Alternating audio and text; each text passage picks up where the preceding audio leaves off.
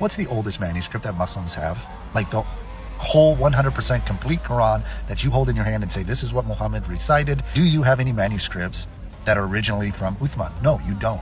The earliest you have is the Tabqati manuscript, which is about 99%. There's a few verses missing, which means it's a corrupted manuscript. 99% is not 100, right? So it's corrupted. That's the oldest. It's dated around mid-8th century, so 100 years after Uthman. That's the earliest you have. That's the most complete. You have fragments here and there, but those fragments even come from different codex sources, right? They don't even agree with each other on everything. You have some fragments called the Sana manuscript, and the Sana manuscript that was recently found, this is called a palimpsest. This is where there is a text underneath the Uthmanic text. So it's this Quran that was kind of erased and written over, which was common. And underneath the original text, so you have the Uthmanic Codex on top of it.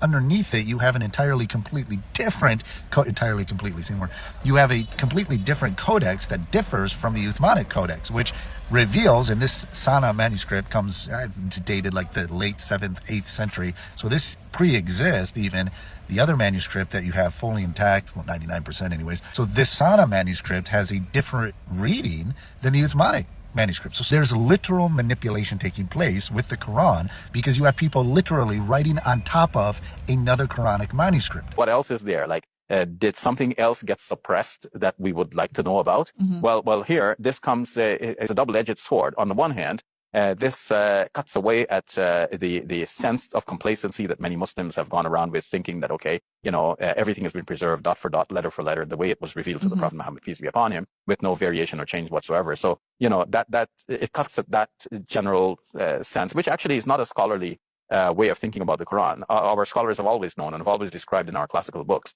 variations and manuscripts, like, it's read like this by Ubay ibn Ka'b, it's read like this by Ibn Masud, and so on. And in the Codex of Ibn Masud, it was seen to be written like this. In the Codex of Ubay ibn Ka'b, it was seen to be written like this with this or that variation. So these were always known in scholarly circles to have existed.